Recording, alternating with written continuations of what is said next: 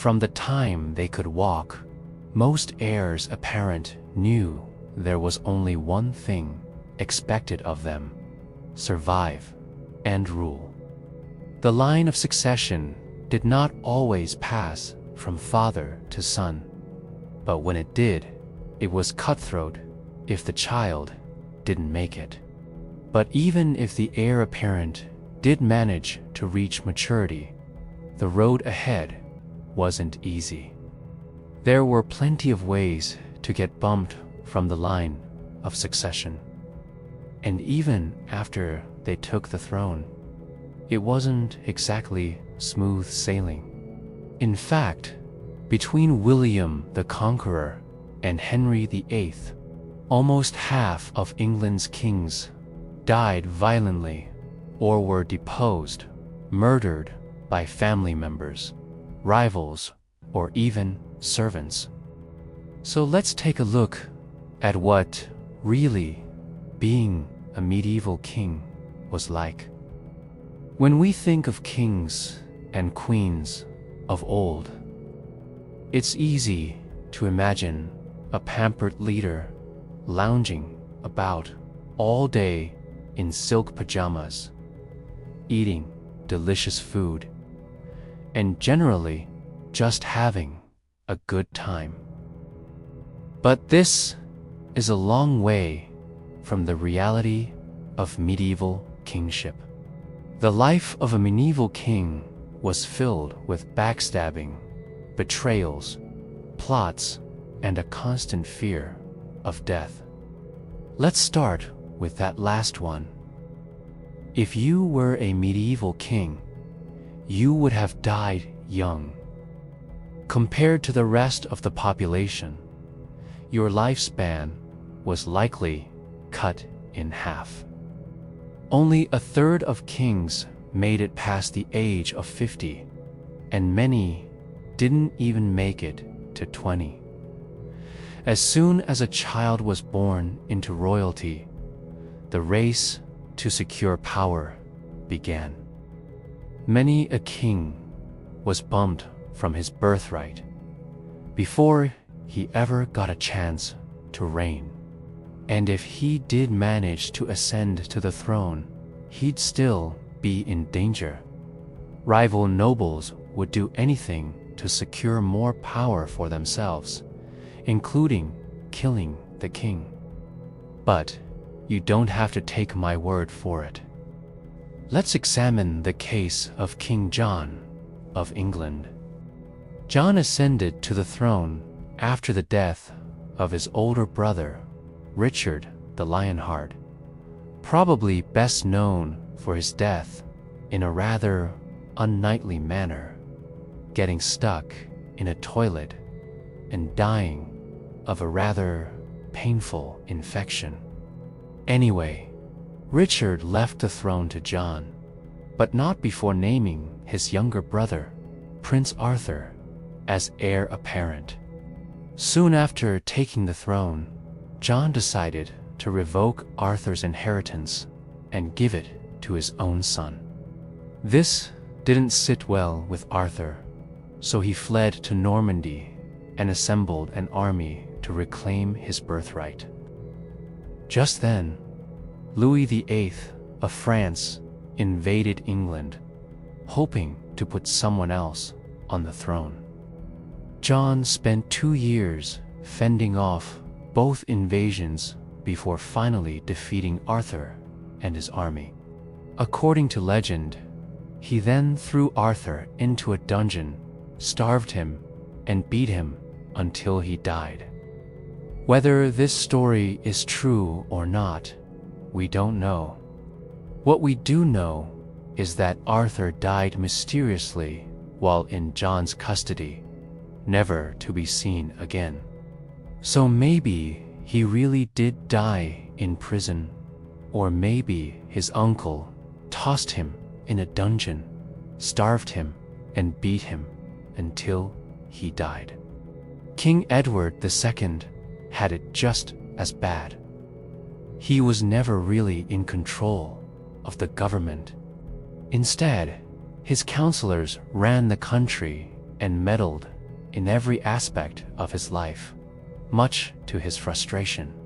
Eventually, his counselors grew tired of his incessant complaining and decided to banish him from court.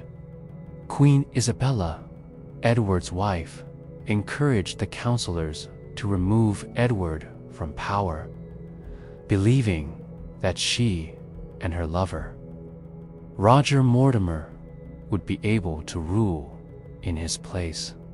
So they lured Edward out of his palace under the pretense of hunting, then detained him in a country castle. But within a year, Edward was dead, allegedly from a fall down a flight of stairs. Naturally, Queen Isabella wasted no time in taking the throne and declaring herself in Roger Mortimer, Corrigan's of England.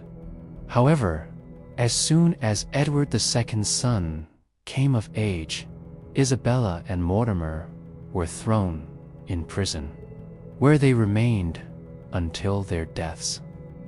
So now you know why medieval kings didn't live long, full of paranoia.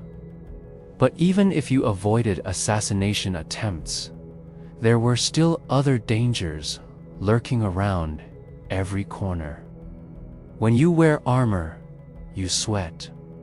Now I'm sure you're familiar with this sensation, but the average medieval king wasn't used to breaking a sweat. See, kings and nobles were usually big, tall, and strong. It took several men to lift a fully armored knight off the ground, so obviously these guys weren't in shape.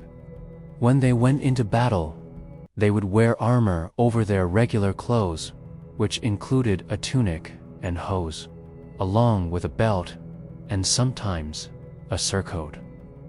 Then they would add the pieces of armor, starting with a gambeson, also known as a padded jacket, followed by a breastplate, a backplate, a helmet, gauntlets, and greaves. All of this protected the wearer from arrows, swords, and blunt objects. The problem was it also trapped their body heat and caused them to overheat. This is why medieval battles only lasted a few hours. Neither side could fight for longer than that without collapsing from exhaustion and overheating. Let's talk about another important piece of equipment, the royal scepter. If you've ever carried a heavy briefcase or backpack, you know how uncomfortable it can be after a while. Imagine carrying something much heavier than a backpack, something like a 4-foot pole with a crosspiece resting on your shoulder. That's what medieval kings and queens had to deal with every time, plus the weight of the scepter, not to mention whatever jewelry or religious artifacts they might also be wearing. To top it all off, they had to wear a heavy velvet or metal crown that dug into their head. No wonder so many medieval rulers suffered from headaches. And don't forget about the shoes. Kings and queens wore special shoes designed to make them look taller and more powerful. These shoes were usually made of red leather and had extra padding in the heel. They also had to wear knee-high stockings, which were tight and uncomfortable. Even though these shoes and stockings may have looked great, they weren't very practical. And if you had to walk long distances, you would definitely feel the burn in your calves. And don't think the discomfort ended once they reached the palace. After all, they had to sleep in those same uncomfortable clothes and shoes. Add to that, the constant fear of assassination. And it's no surprise that medieval kings didn't live long. Medieval kings were the ultimate leaders, but they were also the ultimate targets. Their wealth, power, and prestige made them irresistible targets for thieves, assassins, and rival countries. For example, during the Middle Ages, Queen Isabella of France and her lover, Roger Mortimer, seized power by ousting the mentally unstable Edward II and imprisoning his wife and son. Meanwhile, in Scotland, Edward Balliol became the target of Robert the Bruce after he attempted to assert English dominance over Scotland. To prevent capture, Edward hid in a cave for 6 weeks, surviving on a diet of milk and berries. Unfortunately for him, he eventually emerged from his hiding spot and was captured by the Scots. Thrown in prison and forced to watch as his wife and son were taken away to be married to other Scots. Perhaps one of the most famous cases of medieval monarchs being targeted was the abdication of King Edward VIII of England. Edward had a very public relationship with a twice-divorced American, Wallis Simpson, and the British government warned him that he couldn't marry her and remain king.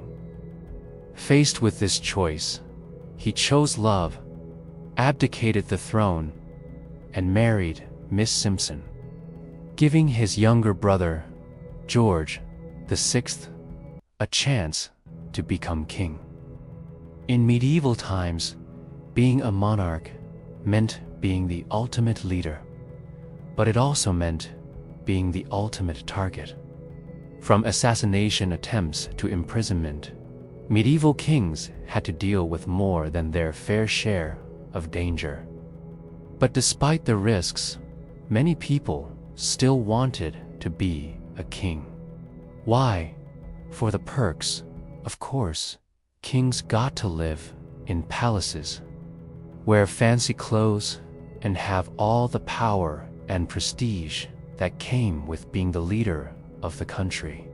So even though being a medieval king was dangerous, it was also very rewarding. We hope you enjoyed this video. If you did, please remember to like, comment, and subscribe. Thanks for watching.